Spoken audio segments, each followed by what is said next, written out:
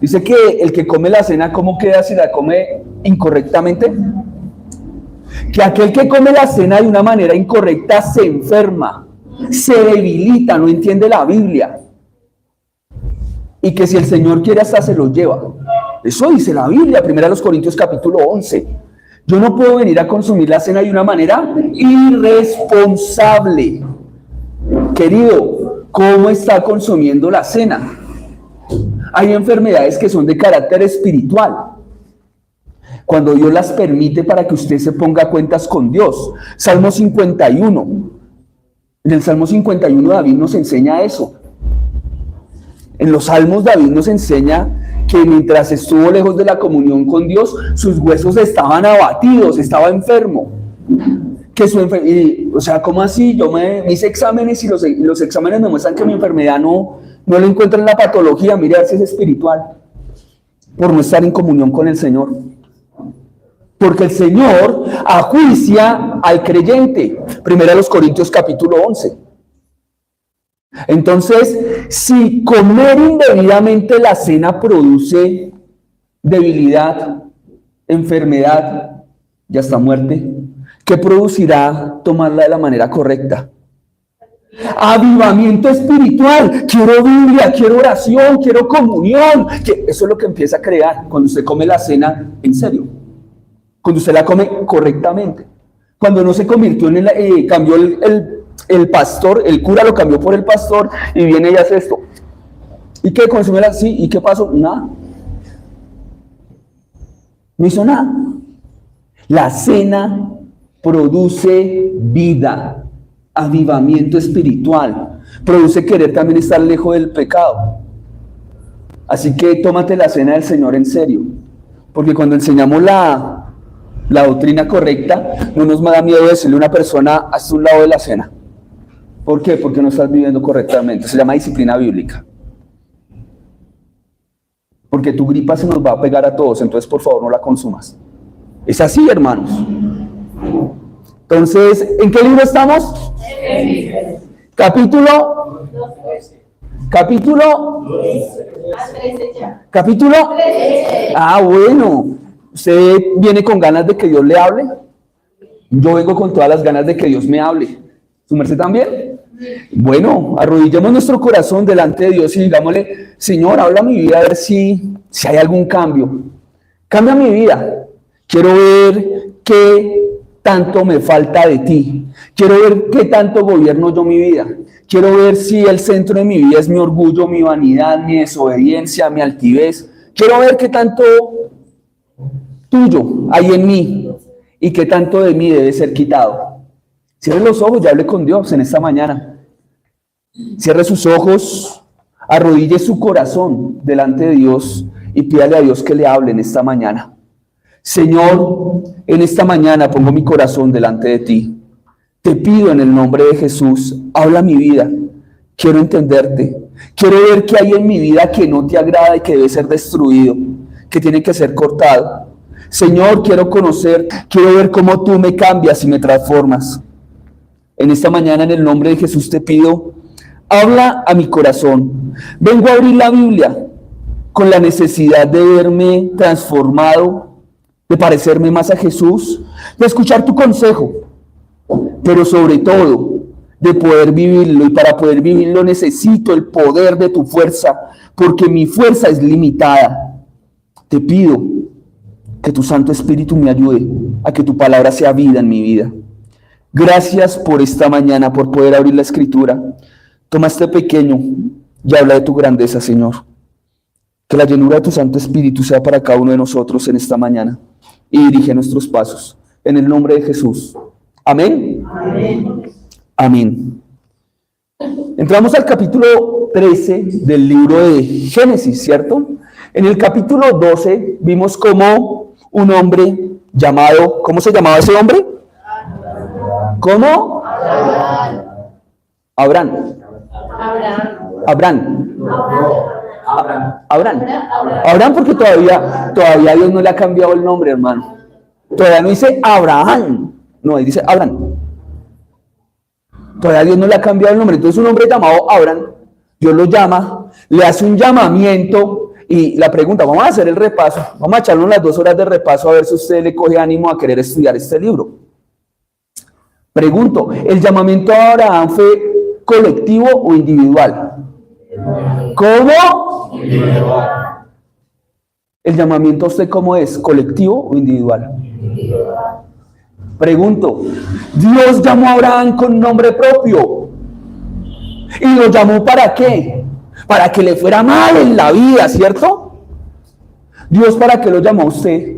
¿Para que le vaya mal en la vida o para bendecirlo? ¿Cuándo nos empieza a ir mal? ¿Cuando somos obedientes o desobedientes?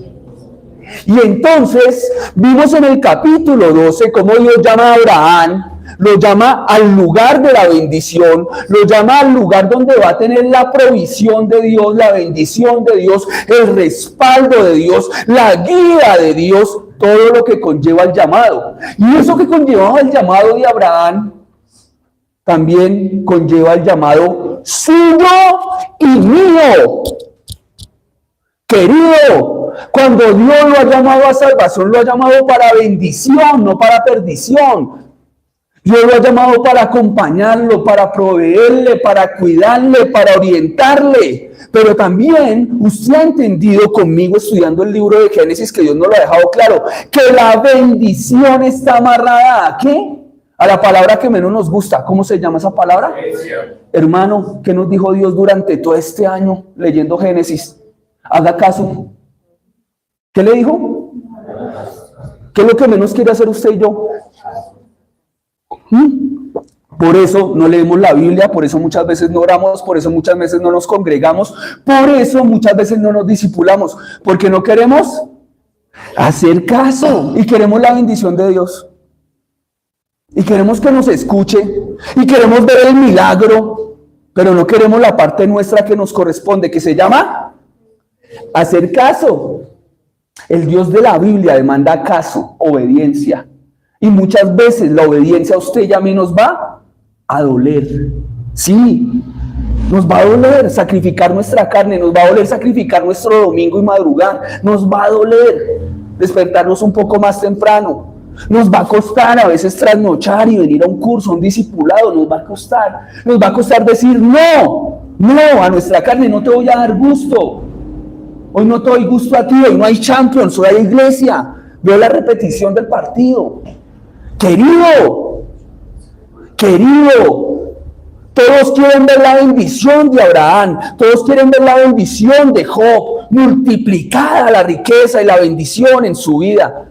Pero ¿quién quiere pagar el precio de la bendición? Nuestra naturaleza caída no lo quiere. Nuestra naturaleza carnal quiere recibir sin tener que dar nada a cambio. En la salvación recibimos sin dar nada a cambio, pero en la vida cristiana de santificación y de experimentar a Dios sí tenemos que dar. Esta mañana tenemos que dar. Al igual que usted y que yo, Abraham es llamado por Dios para ser bendecido, para ser guiado por Dios, para ser llevado al lugar de la bendición, para ser sacado del lugar de donde lo sacó. ¿De dónde lo sacó? ¿De dónde sacó? Ur de Caldea, que representa para usted y para mí el mundo, lo pagano, lo que se opone a Dios. Dios no lo quiere allá, a mí tampoco, como no quería Abraham en esos estadios. Y vemos en el capítulo 12 que Abraham le dio por hacer lo que usted y a mí muchas veces nos da por hacer: dejar de confiar en Dios. Ay, hay hambre en la tierra y en el único lugar que hay comida es en Egipto.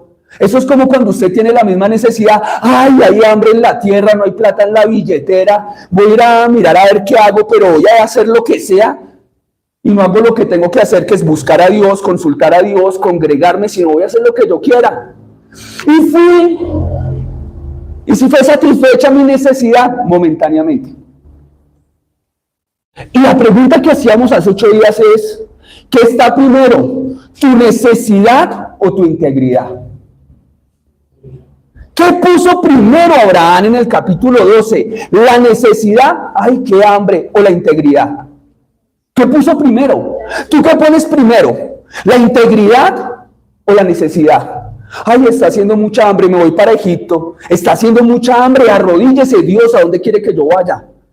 ¿Tú quieres que yo baje a Egipto? Vimos que el capítulo 2 empezaba como con una palabra. Y bajó Abraham. ¿Qué pasó con Abraham? Bajó, no solamente físicamente, sino espiritualmente. Y eso pasa con usted y conmigo cuando vendemos la integridad, cuando vendemos la moral que Dios nos ha dado, cuando empezamos a negociar y a relativizar sus mandamientos. Los empezamos a minimizar y terminamos caminando ¿dónde? En Egipto, hermano. En Egipto otra vez. Y otra vez uno empieza a mirar a la gente otra vez allá, donde no tiene que estar, con quien no tiene que estar, haciendo lo que no tiene que hacer, hablando de lo que no tiene que hablar, con las compañías incorrectas, en las situaciones incorrectas e inapropiadas. ¿Le pasó eso a Abraham? Y ese pecado de Abraham, capítulo 12, que lo vimos hace 8 días, ¿lo afectó solamente a él? Deja de pensar que tu pecado solo te afecta a ti. Afectó a su familia. Puso a su esposa a decir mentiras. Casi termina en un adulterio si no es porque Dios interviene. ¿Cuántas veces en tu vida y en mi vida Dios ha intervenido para que tu pecado y el pago de tu maldad no sea más grande? ¿Cuántas veces la misericordia de Dios se ha manifestado para que tú no termines materializando el horror de tu extravío y de mi extravío? Dios ha sido misericordioso. Dios ha tenido bondad contigo en medio de tu rebeldía y de mi rebeldía y de mi desobediencia. ¿No te ha llegado el pago todavía de tu maldad? Deja de torear a Dios. A Dios no se le torea. Porque Dios también coge a las ovejitas y les parte la patica. Así se las tenga que subir acá encima y tenerlas un buen tiempo. Querido, Abraham me deja ver que por más de que Dios lo llamó y se le presentó y le dio un llamado claro, específico, puntual, la fe de Abraham no estaba madura. ¿Y cómo madura la fe? ¿Por medio de qué? De pruebas, lo dijimos hace 8 días. Vino la prueba, el hambre. Y en la prueba, ¿qué se está probando? Su capacidad para salir del problema o su dependencia de Dios. ¿Qué hizo Abraham? Yo soy muy sabio, me voy para Egipto. Yo soy muy sabio, la tarjeta de crédito. Yo soy muy sabio, me voy para la droguería y le pido unas pastillas y no voy al médico. Nosotros tenemos la tendencia de arreglar las cosas como nos viene en gana. Así a nuestra forma. La psicología de Abraham, yo arreglo el problema y Dios ahí mirándolo. ¿Y para qué estoy yo? ¿Y para qué lo llamé? Si sigues con esa fórmula, te vas a meter en más problemas. Si sigues pensando que dependes más en tu destreza, en tu inteligencia, en tus cualidades físicas, en los demás y no en Dios, vas a seguir en problemas.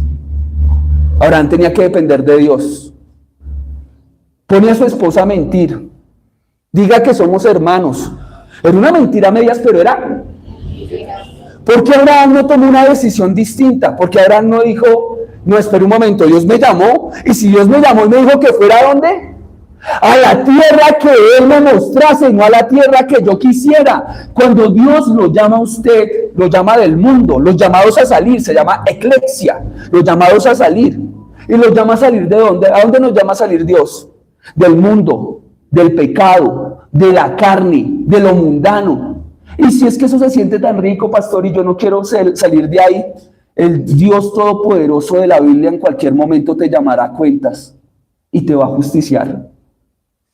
Dios, nunca me advertiste. Allá te puse un predicador casi cada 8 días hablando del pecado y del juicio cuando el pecado no se confiesa y uno no se aleja. No vengas con excusas. ¿Tiene alguna excusa para decirle al Señor que no se aleja de su pecado y de su mundanalidad? Ninguno queda con excusa delante de Dios. Qué bueno empezar la vida de Abraham mirando nuestra vida. Hay partes en nuestra vida que tienen mundanalidad, donde ponemos primero nuestra mundanalidad que a Dios. Piénsalo en esta mañana.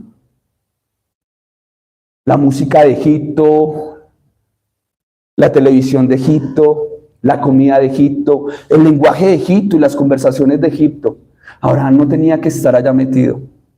Abraham tenía que buscar la dirección de Dios, y es más, Dios se la había dado clara. Ve al lugar que yo te mostraré. Y él fue al lugar donde pensó que iba a satisfacer solo su hambre. Por la misericordia de Dios, Dios interviene y no permite que su mujer sea mancillada, porque él la puso en bandeja de plata, ¿o no? Querido, esto deja mucho que pensar. ¿Alguna vez, esposa, esposo, has puesto a tu cónyuge en bandeja de plata para que actúe erróneamente y equivocadamente en contra de Dios? Él como cónyuge de su esposa debía cuidarla de que no fuera a meter los pies donde no debía. Sí. Y si eso costaba la vida de Abraham, no importa, primero la integridad. No importa, primero la integridad. Es el llamado para usted como esposo y como esposa, primero la integridad. No, allá no, porque te me pones en riesgo. De pronto Faraón te ve muy bonita y sí, va a decir que va a quitarme la vida, pero no, por allá no nos presentamos. Ni te voy a poner a mentir para resguardar mi vida. Es lo que el Señor hubiera bendecido, ¿no? Dios hubiera bendecido a un Abraham así.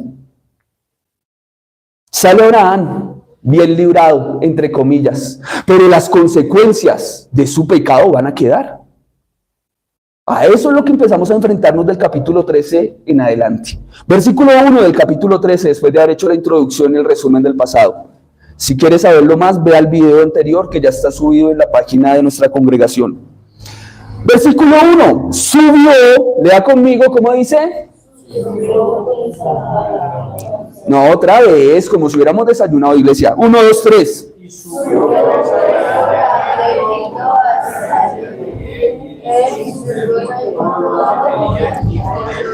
Y con Lot, listo, versículo 1 nomás. Tranquilo que hoy solo vamos a ver un versículo. Yo tengo afán, bueno, entonces vamos a ver si en estas 2 horas alcanzamos a ver hasta el capítulo completo. ¿Cómo empieza el capítulo 13? ¿Cómo?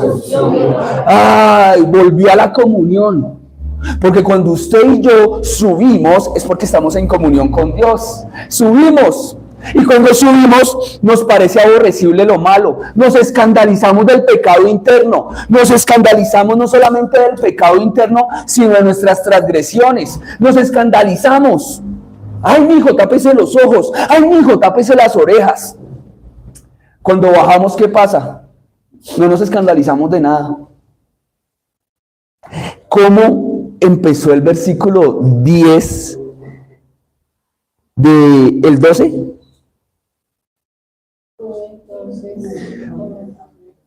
Descendió. Vea cómo descender y subir se contraponen en lo que me está mostrando la Biblia. Cuando fue a Egipto, ¿qué pasó? Descendió. Y cuando salió otra vez de ese lugar a continuar en el camino del llamado, ¿qué pasó con Abraham? Subió. Hermano, nos alegra cuando nosotros vemos que la gente vuelve a la iglesia, porque está dejando de descender. Ay, el pastor hoy me está dando palo a mí. Es lo que estamos viendo. Nos debemos es alegrar. Qué felicidad que has venido, que has vuelto, qué alegría verte. No vuelvas a faltar. ¿Quién de ustedes estaría dispuesto a cuando ve que alguien llega a la iglesia nuevamente, que ha dejado de venir y que ha sido muy intermitente con su venida? ¿Quién de ustedes estaría dispuesto a cuando lo vea en la congregación decir, uy, lo voy a caer a ese hermano, pero lo voy a caer para bien? Por favor, el otro domingo no vayas a faltar. Te invito a desayunar un tamalito acá en la esquina, pero no vuelvas a faltar. ¿Quién?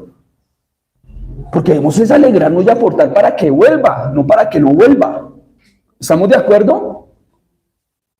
¿Quién estaría dispuesto? Ahora sí, como dicen allá en esas iglesias que me hablaba el hermano Jorge, que se levantaba el pastor y le daba el tic siempre que iba a pedir algo. Dice que le daba un tic y le daba por hacer así, decía, ¿cuántos valientes se van a levantar y van a aportar? Y los envolvía, los enredaba para ponerlos a dar.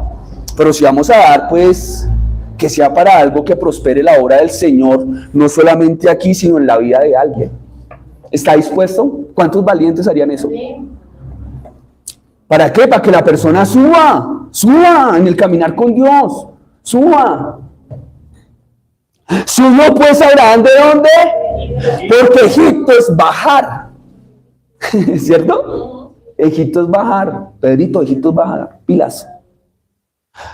¿Hacia dónde se fue Abraham? Hacia el Negev, él y su mujer con todo lo que tenía y con...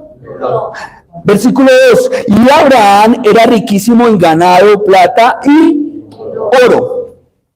Y volvió por sus jornadas desde el Negev hacia Betel, hasta el lugar donde había estado antes su tienda, entre Betel y Jai.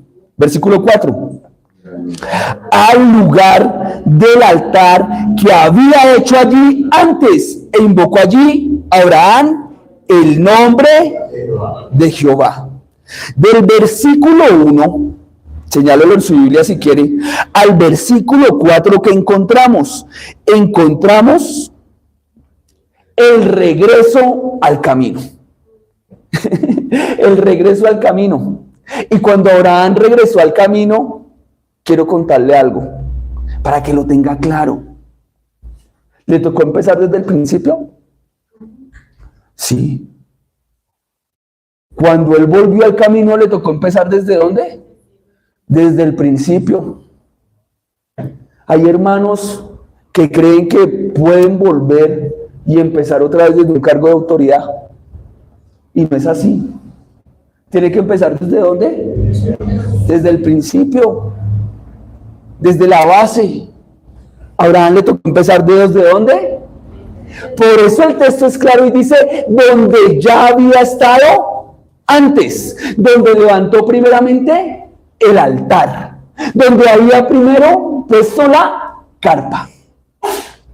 Dos cosas que me llaman la atención aquí. El lugar donde él vuelve es al lugar donde había estado su tienda en el principio. Aunque Abraham regresó de Egipto con grandes riquezas, regresó al mismo lugar de antes. Y eso tiene que marcar duramente su fe y mi fe. Por más de que Abraham haya ido a conseguir plata, dinero y bendición, entre comillas, en Egipto, en la vida espiritual delante de Dios, ¿esa riqueza valía algo?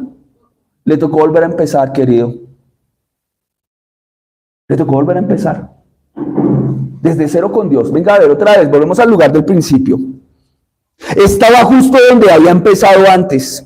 En esencia, el tiempo que Abraham fue a Egipto fue un tiempo ganado o perdido. Perdido. Para Abraham perdido en las manos de Dios, Dios le dio una lección de que él estaba con él a pesar de que se estuviera desviando. Y que por su misericordia no permitió que su extravío llegara a algo mayor, a algo peor. ¿Estamos bien, iglesia? ¿Se identifica con Abraham? ¿Le ha pasado lo mismo? A mí también. Bienvenido al cristianismo. Bienvenido al cristianismo. Ese es el cristianismo. Siguiente. Según Génesis 12:10, mire lo que dice Génesis 12:10. Hubo entonces hambre en la tierra y descendió Abraham a Egipto para morar en ella porque era grande el hambre en la tierra. Vemos que el tiempo que él estuvo pensando en el hambre y no en Dios, que estuvo primero su necesidad que Dios, fue tiempo donde su caminar con el Señor estuvo perdido, estuvo quieto. Se dio a la prueba, se dio a la tentación. Y más adelante vamos a ver el resultado de su extravío, porque el Señor lo perdonó, lo acompañó, pero no lo dejó sin consecuencias. ¿Queda claro? No lo dejó sin consecuencias. Ahora, al lugar que él llega es al lugar donde había construido antes un altar. ¿Se da cuenta de eso? Versículo 4, al lugar del altar que había hecho allí antes, al lugar del altar que había hecho antes. Y hay dos cosas aquí que me llaman mucho la atención. Dos cosas. Cuando Abraham entra nuevamente en comunión con Dios para empezar a desarrollar su camino con el Señor, hay dos cosas esenciales que lo llevan a esa decisión. O dos cosas esenciales que demuestran esa decisión clara y sincera. ¿Cuál? Uno, que vuelve a ser la carpa en el lugar donde había comenzado el llamado, desde donde tenía que comenzar la ruta. ¿De qué nos hablaba el arpa, o la carpa, o la tienda? ¿De qué? ¿Recuerdan? A ver, vamos. Versículo 3. Volvió por sus jornadas desde el Negueo a Betel hasta el lugar donde había estado antes su tienda. ¿Al lugar donde había estado antes su qué? ¿Su edificio? No. ¿Su casa de 4 pisos? ¿Con garaje, con piscina, con... Ay, no. ¿Sin ladrillos? Sí, sin ladrillos. ¿Qué representaba esa tienda? ¿Con qué se está identificando Abraham cuando vuelve a levantar la tienda? ¿De qué es qué? Extranjero y peregrino en la tierra. Pregunta en esta mañana para usted y para mí. Una persona que está en comunión con Dios, ojo con esto, una persona que está en comunión con Dios, su corazón puede estar centrado en la riqueza material y económica solamente.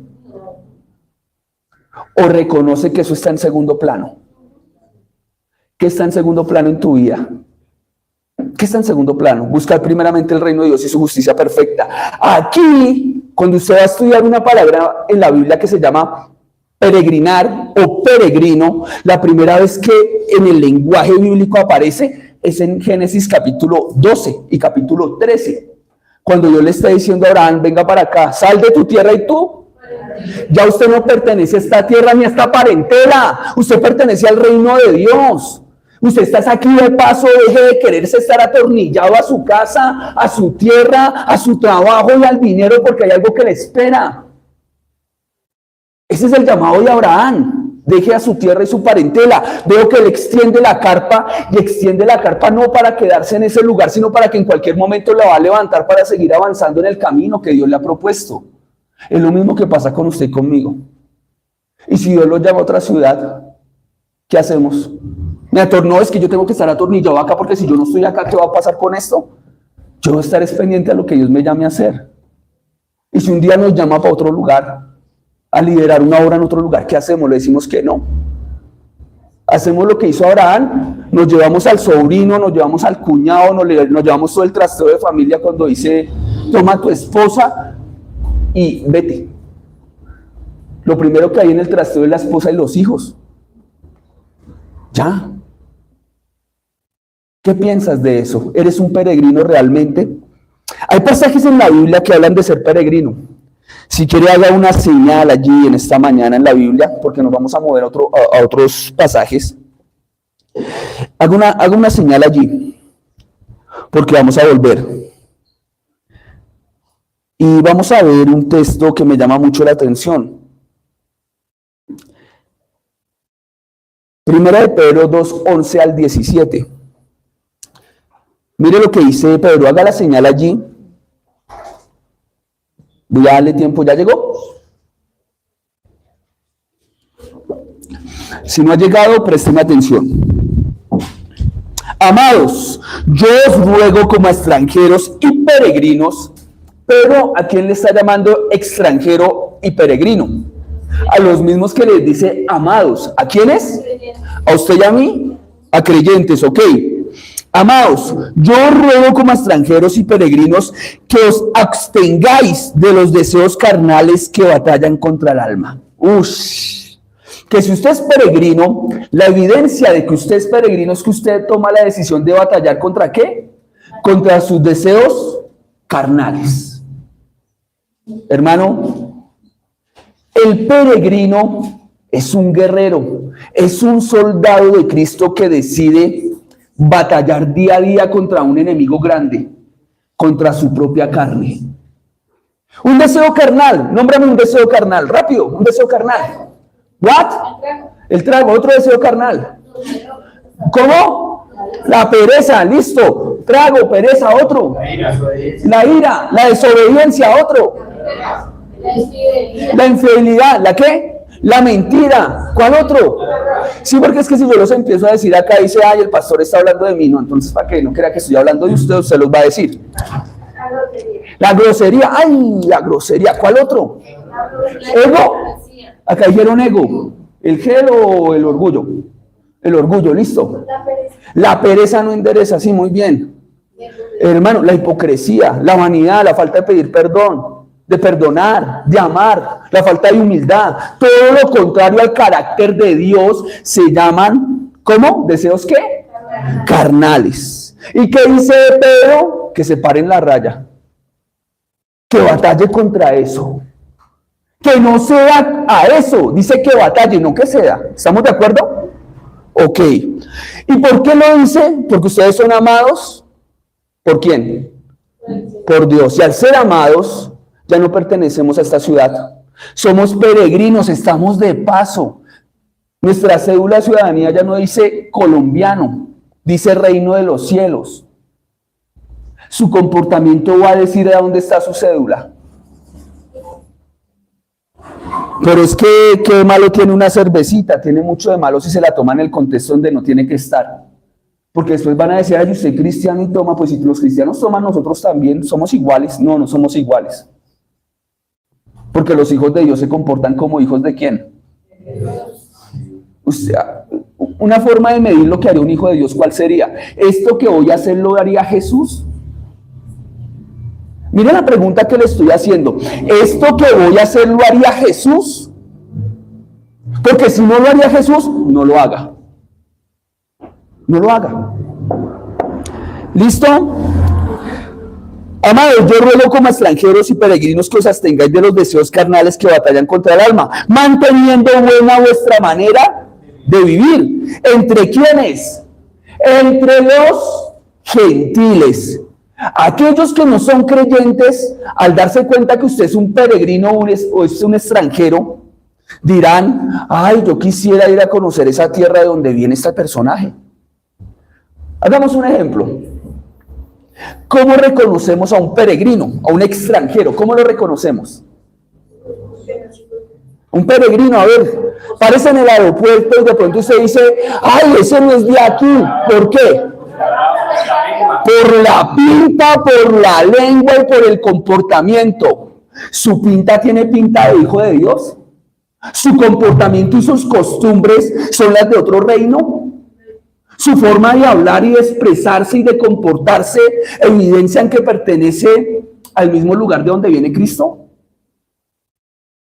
Eso es ser peregrino y extranjero. Lo primero que uno dice es, uy, la pinta, ese tiene pinta de extraterrestre, ese no es de acá. No, no es de acá. Mire su lenguaje. Mire la charla. Él no se mete en charlas que no tiene que meterse. ¿Jesús se metería en una charla donde están desacreditando a la gente? ¿No? ¿En una charla impura? ¿En una charla de chistes de doble sentido? Ah, bueno, entonces como somos extraterrestres no nos metemos en ese tipo de charlas. Con groserías, con vulgaridad. ¿Será que si somos extranjeros nos ponemos a ver cosas que no tenemos que ver? Cosas que no vería Jesús. Escuchar, a ver. Es que Jesús es rockero, Jesús no le gusta el rock, no mienta. Y vallenatero tampoco le gusta el vallenato, hermano, no lo meta en cosas que no son. Eso le gusta a su carne, pero a Cristo no, y al Espíritu Santo menos. ¿Por qué tenemos esa tendencia tan susceptible que nos engaña de hacernos pensar que nuestros gustos son los mismos de Cristo? No. Muchas de las cosas que hacemos a Él no le agradan. Y una forma de mostrar de que somos peregrinos es que la gente diga, esta persona viene de otro lado, tiene los gustos de Jesús, no tiene los gustos de nuestra tierra ni de nuestra familia. Continuemos y voy a leerlo rápido para que usted en casa se tome el tiempo y el trabajo de empezar a ver qué es un peregrino, qué es el llamado de Abraham y que muestra que realmente el llamado en él es serio. ¿Cómo se va a evidenciar de que el llamado de usted es serio? Porque la gente va a ver un peregrino. Manteniendo buena vuestra manera de vivir entre los gentiles, para que en lo que murmuran de vosotros como de malhechores, glorifiquen a Dios en el día de la visitación al considerar vuestras buenas obras. Por causa del Señor, someteos a toda institución humana, ya sea al rey como al superior, y a los gobernadores, como por él enviados para castigo de los malhechores y alabanza de los que hacen el bien. Porque esta es la voluntad de Dios, que haciendo el bien, ¿que haciendo el qué? El bien, ¿que haciendo qué? ¿Qué debemos hacer? para castigo de los malhechores y alabanza de los que hacen el bien, porque esta es la voluntad de Dios, que haciendo bien hagáis callar la ignorancia de los hombres insensatos. ¿Cómo se hace callar la boca de los insensatos? Listo, y ahí Pedro me va a dejar claro cómo se comporta un extranjero. Como libres, pero no los que tienen la libertad como pretexto para hacer lo malo, sino como libres para hacer ¿qué? Un peregrino que viene del reino de los cielos tiene la libertad como excusa para pecar. ¿Alguna vez has dicho, ay, yo fui rescatado por Cristo, pero sigo haciendo lo que quiero? Si tú eres un peregrino del cielo, tu comportamiento, tu conducta, tus decisiones se van a notar demasiado. Lo voy a decir de otra forma. Dime cómo decides y te diré quién eres. Dime cómo decides en tu conducta, en tu hablar, en tus decisiones, en lo que quieres materializar como sueños, y te diré quién es tu corazón. Si tienes corazón de peregrino o si tienes corazón de hombre terrícola. La casa, el carro, el dinero, mis sueños, mis sueños, mis sueños y mis sueños, amén. Cuando yo veo que Cristo me enseña a orar es, hágase tu voluntad, tus sueños primero en mi vida. Tus sueños para mi vida, amén. No primero mis necesidades y mis deseos, sino primero los deseos de ¿quién? Evidencia de un peregrino. ¿Realmente eres un peregrino? ¿Estás viviendo como un peregrino? ¿Tienes en primer lugar los deseos de Dios o los tuyos? Eso es lo que Abraham en su comunión me empieza a mostrar. Sale de Ur de Caldea, sale de su tierra y de su parentela, y ahora va como viendo al invisible, como, ¿para dónde voy? Para donde tú me lleves, Señor, para donde tú quieras. Tanto afán de una casa si tengo una en el cielo, ya tú me la das allá. Si no se logra materializar aquí, no voy a estar triste, porque lo que me espera es superior. El peregrino no anda mirando lo que tiene, anda mirando con quién está. ¿Quién es más importante? ¿Lo que tienes o quien te acompaña en el llamado? ¿Quién? ¿Quién es más importante? ¿Cristo o una casa? ¿Cristo o un carro? ¿Cristo o una posición económica? Ahí lo tienes. ¿Peregrino o no peregrino? Tú decides quién quieres ser. Como libres, pero no como los que tienen la libertad como pretexto para hacer lo malo, sino como siervos de Dios. Honrad a todos, amad a los hermanos, temed a Dios, honrad al rey. Un peregrino, ¿cómo vive?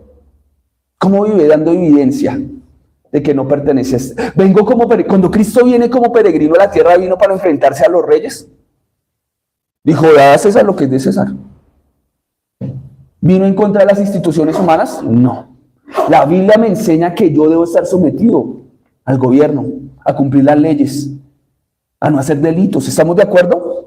Así se comporta un peregrino. Pero volvamos a Génesis. Le dije que hay dos palabras allí que quiero subrayar. Subrayenlas en su Biblia. Uno es, versículo 3 del capítulo 13. Al lugar donde había estado antes su tienda. La referencia de que es un peregrino. Volvió a la comunión con Dios. Y al volver con la comunión con Dios, nuevamente recuerda que es un peregrino. Una persona que tiene una buena comunión con Dios se comporta como peregrino. No está amarrado a las cosas de este mundo. Y segundo, una señal de un peregrino, de una persona que está genuinamente en comunión con Dios. ¿Dónde lo veo? Versículo 4, léalo conmigo por favor en voz alta.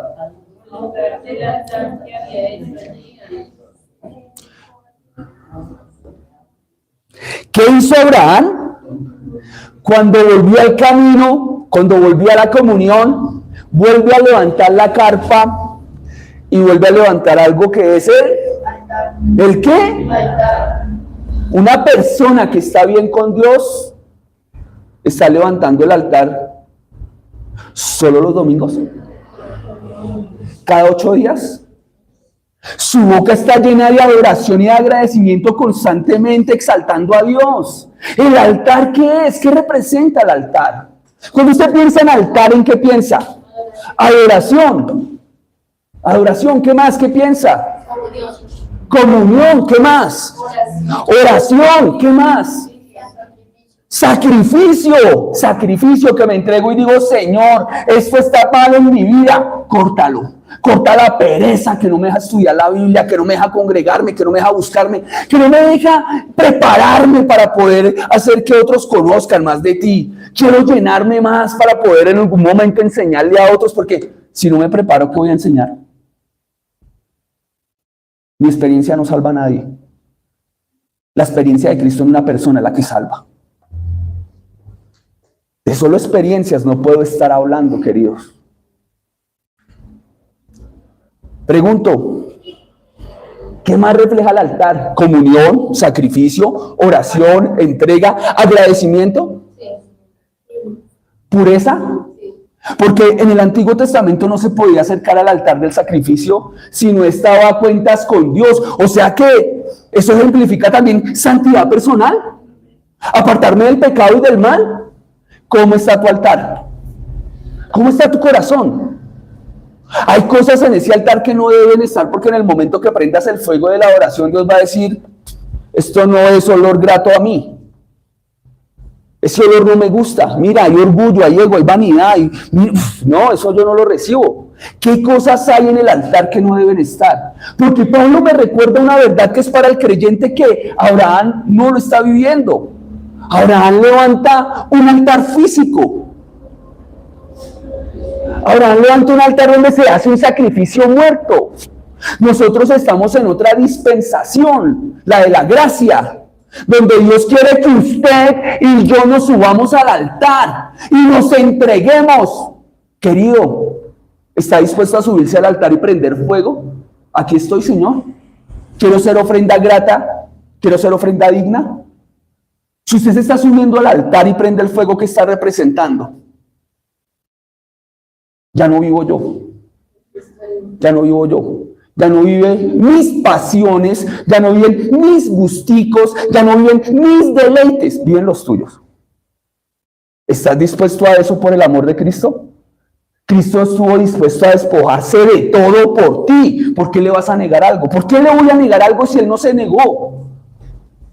Hayan de ustedes el mismo sentir que hubo en Cristo Jesús, dice la Biblia, el cual teniendo la forma de Dios, siendo el mismo Dios, no asumió su posición como algo a que aferrarse. Nosotros parecemos garrapaticas, no queremos soltar nuestra humanidad. Cristo no se aferró, sino que se despojó a sí mismo, tomando forma de ¿qué? De rey, de gobernante, de hombre que quiere vivir en el deleite y que le hagan todo. Se despojó a sí mismo. ¿Qué es lo que más te costaría despojarte hoy? ¿Qué es? Yo soñaba con ser basquetbolista profesional. Entonces miran, uy, tan enano, hermano, si supiera cómo jugaba. Ay, tan creído. Media beca de universidad por talento deportivo. Alcancé a jugar profesional. ¿Sabe hasta dónde me llegó la gasolina? Esguince de primer grado y segundo grado y de tercer grado en ambos tobillos. Y en las rodillas también las desbaraté, por eso no puedo saltar. Con mi altura me colgaba un aro de baloncesto, y no lo digo por orgullo. Jugaba mucho, no mucho tiempo, jugaba muy bien. Estuve preparado con el entrenador de la selección Colombia, con Cassiani, en ese tiempo. Y mi sueño era ese. Y andaba en un momento de mi vida que proyectado solo en eso. Dormía pensando en eso, soñaba pensando en eso, en el colegio pensando en eso. ¿Qué novia ni qué nada? Pensando en eso. Y las vueltas que da la vida. No soy basquetbolista profesional, no llegué a ser basquetbolista profesional. Pero Dios, en su gloria, en su misericordia y en su compasión, me llamó a algo mayor. Si usted cree que al ser un peregrino o ser un llamado por Dios para la obra del Señor es más bajo que ser presidente de la República, se está equivocado. Esto es más alto que ser abogado, esto es más alto que ser médico, esto es más alto que ser un jugador profesional de la selección Colombia de algún país. Esto está más alto, estos estándares están por encima, el llamado está por encima. Para usted, ¿qué está por encima? Cuando el padre está pensando de que va a ser un fracaso como padre si no sacó profesional a su hijo, ¿y de qué le sirve haberlo sacado profesional si no lo sacó cristiano? Con un título de abogado, de médico, de gerente, de quién sabe qué, pero sin el título de hijo de Dios y en salvo, ¿de qué le va a servir ese título? ¿Para que se queme en el infierno? Tenemos la perspectiva humana muy marcada en el corazón, tenemos esa sabiduría humana, carnal y demoníaca continuamente en nuestras decisiones.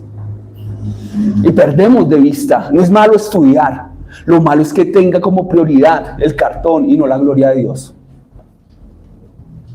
En tu vida, ¿qué está primero? ¿Tu anhelo o la gloria del Señor? Vas a sentir mayor satisfacción estando haciendo lo que Dios te manda hacer. ¿Cómo está tu altar? Una buena pregunta para esta mañana. Dos cosas cuando el peregrino vuelve al camino. Uno, levanta la carpa en el lugar de inicio, sabiendo que en cualquier momento, por eso es una carpa. ¿Ustedes han visto, algunos de ustedes han acampado? ¿Qué es más fácil, armar una carpa o levantar una casa? Para la casa hay que abrir zapatas, ¿cierto? Agujeros grandes.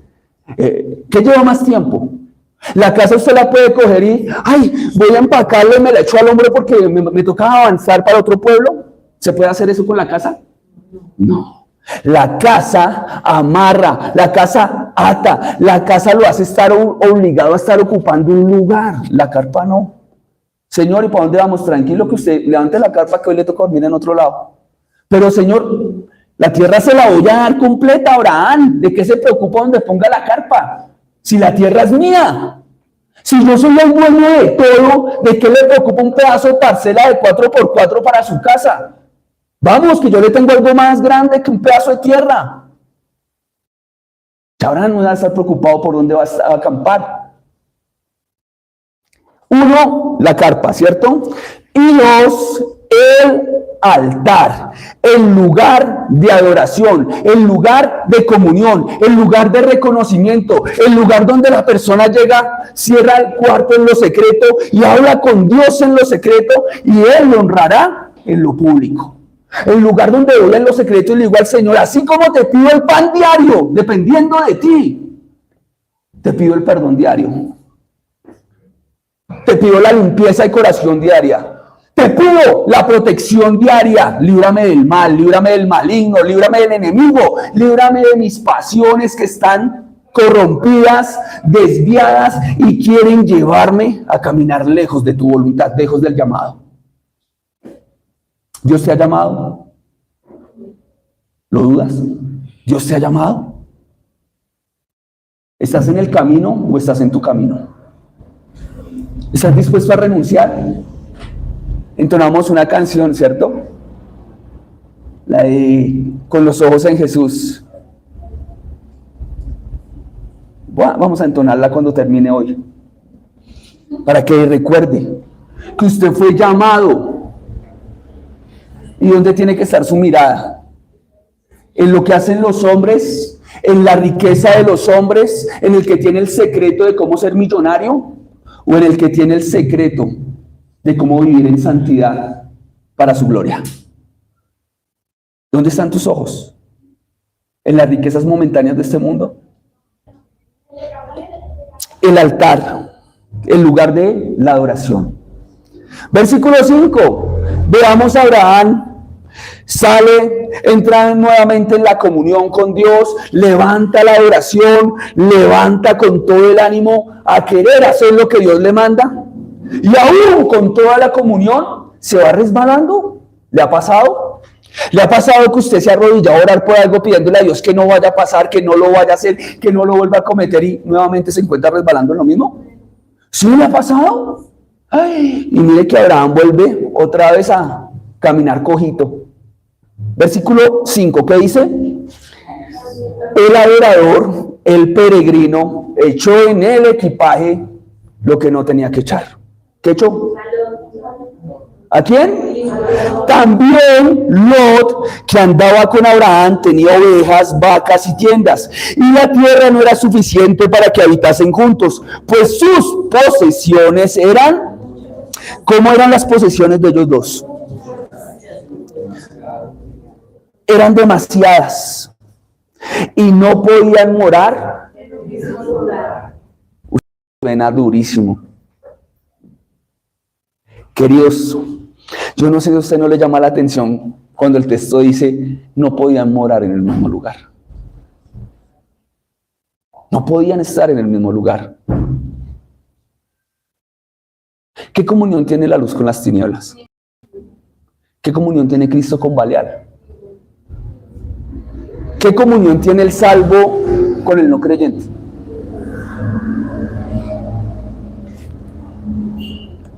Yo creo que Lot llegó a ser creyente por lo que vio en Abraham, pero Lot no hacía parte del combo que tenía que llevar a Abraham, no hacía parte del equipaje. ¿Alguna vez Dios lo ha llamado a hacer algo y usted insiste en quererse llevar a rastras algo que no tiene que llevarse? ¿O alguien que no tiene que llevarse? Le voy a dar un ejemplo. El tipo de pareja que dice, es que yo no voy a la iglesia porque mi esposo ya no va. O porque mi esposa ya no va. Pastor, es que yo ya no vuelvo a la iglesia porque mis hijos no quieren ir. Pues déjala, suelta las maletas y empieza tú. Y levanta tu altar. Deja de arrastrarlas. ¿Por qué? Porque si te quedas arrastrándolas, de pronto te quedas donde ellas quieren estar. Y terminan no yendo a la iglesia. Y terminan no yendo al lugar de la adoración, al lugar del altar. Esa maleta llamada Lot pesaba. Y pesaba mucho. Y no era una maleta que Dios quería que Abraham empacase en su trasteo. ¿Sigues luchando con una maleta que no debe estar en tu vida? Qué buena pregunta. También Lot, que andaba con Abraham. ¿Que andaba con quién? Con Abraham. La Biblia me afirma de Abraham que Abraham era amigo de quién? De Dios. Y que como un hombre de Dios caminaba con quién. Yo quiero ser reconocido en la Biblia o en el libro del cielo porque diga, y Michael caminó con Dios, al igual que Enoc. ¿Usted no? ¿Usted prefiere ser reconocido por alguien que caminó con Dios o con Abraham? ¿Usted prefiere ser reconocido por alguien que caminó con Pablo, con Juan, con Pedro, con Michael o con Dios? El texto me está diciendo que Lot andaba con quién, con Cristo o con Abraham. Andaba con Abraham, no con Jesús. Una diferencia grande, ¿cierto? Una diferencia grande como cuando a un muchacho le gusta una muchacha en la iglesia y empieza a venir a la iglesia no por el Señor, no por andar con Jesús, sino por andar con Pancracia, con Juanita, con Celestina, con Funcrecia, esos nombres tan exóticos que tienen nuestras hermanas que son muy bellos. ¿Por quién viene? ¿Por Cristo o por la costilla? Pilas. Pilas. ¿Por quién viene? ¿Por Cristo o por una casa? ¿Por Cristo o por la salud? ¿Por Cristo o por el dinero? ¿Cuál es su prioridad? Hay algo que vale más que la salud, se llama Jesús. Y mientras haya vida, esté buena o esté malita, hay esperanza. Y mientras haya vida y haya aliento, que sea para adorarle, para reconocerle, para seguirle, para buscarle. ¿Qué diferencia? ¿Por qué lo buscas? ¿Por su billetera o por su corazón? ¿Por qué lo buscas? ¿Porque te haga favores o porque merece toda tu devoción, toda tu atención, toda tu admiración, todo nuestro respeto, toda nuestra obediencia, toda nuestra adoración, toda nuestra rendición. ¿Por qué buscamos a Cristo? En algunos lugares nos enseñan a seguir un Dios apaga incendios. Ese no es el Cristo que predicamos en este lugar. ¿Hace milagros? Sí. Pero la prioridad es que le busques de la manera clara y objetiva. No por el favorcito. ¿Quieres tener amigos que te busquen por un favorcito? ¿Porque tienes la billetera gordita? Yo no. ¿Quieres un amigo así? Yo no quiero un amigo así. ¿Cómo se llama eso? Cuando te buscan porque algo puedes dar. ¿Cómo? Conveniencia. Ok. Tú no quieres a alguien así, ¿cierto? Dios no quiere que nosotros le busquemos por conveniencia. Yo no quiero que mis hijos me busquen por conveniencia. Hoy soy el papá bueno porque tengo la billetera gorda y los puedo llevar a Kentucky Fried Chicken. No. Porque hay algo para darles. No. Dios no quiere eso de nosotros.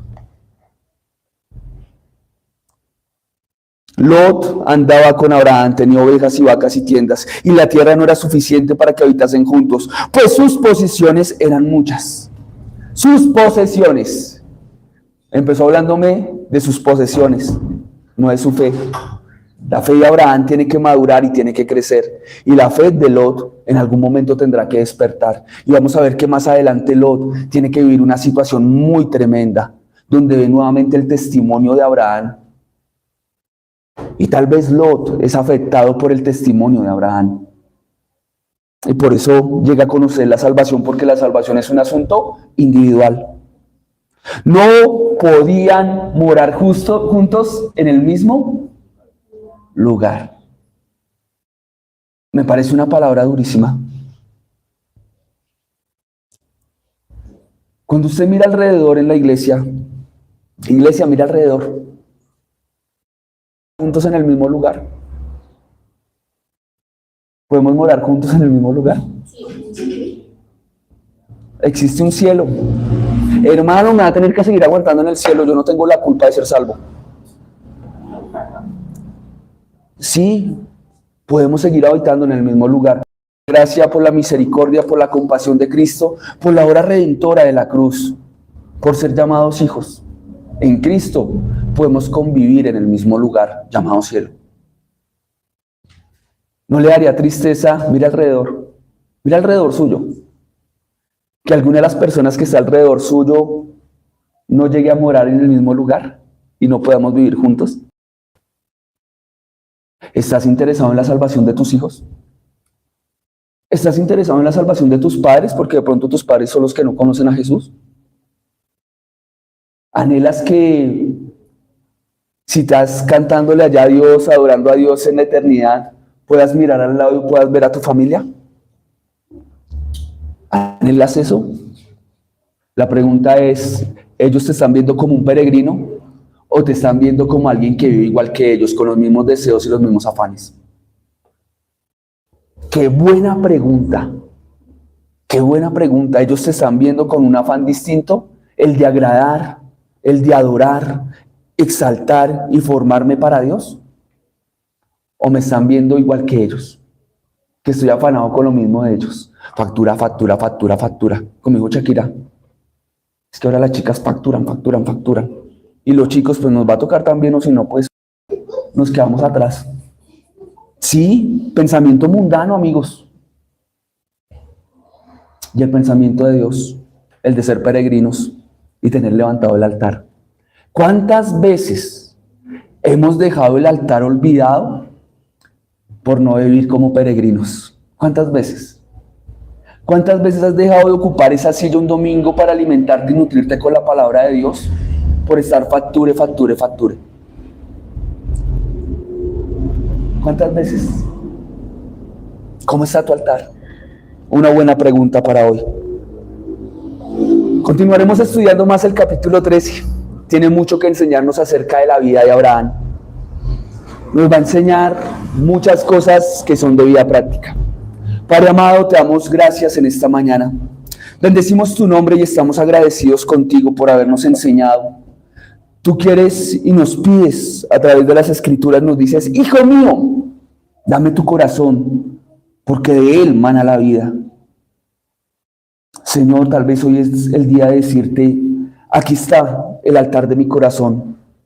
Le falta fuego, le falta pureza, le falta compromiso, le falta obediencia, le falta disciplina, le falta entrega, le falta estudio de tu palabra, le falta servicio para ti. Sirvo, pero sirvo fuera, no sirvo para ti, Señor. Sirvo mucho en mis quehaceres, pero poco para ti. Aquí está el altar de mi corazón. Te lo entrego pidiéndote que lo avives. Te lo entrego pidiéndote que lo purifiques. Te lo entrego pidiéndote, Señor, hoy que mis votos sean renovados para seguirte en obediencia, en santidad, con sinceridad, con lealtad, Señor, porque muchas veces he actuado como una persona infiel. Te pido ayuda. Te pido que pongas fuego, pongas aceite en el altar de mi corazón. Gracias por darme la oportunidad hoy de escuchar tu palabra, de oír tu voz. Gracias porque el ejemplo de Abraham me confronta al darme cuenta que muchas veces tomo decisiones a la ligera, sin la brújula de tu palabra. Muchas veces empaco en la maleta lo que no tengo que llevar. Perdóname, Señor, porque muchas veces te he puesto por encima, pero otras te he puesto por debajo de mis sueños y de mis pasiones, de mis anhelos. Quiero darte la prioridad a ti. Y si tú no me ayudas, no va a ser posible. Bendigo tu nombre, en el nombre de Jesús. Amén. Gracias a las personas que hoy nos estaban siguiendo en la transmisión. Estamos agradecidos y les pedimos que nos acompañen dentro de 8 días a continuar estudiando el libro de Génesis. Que Dios les bendiga.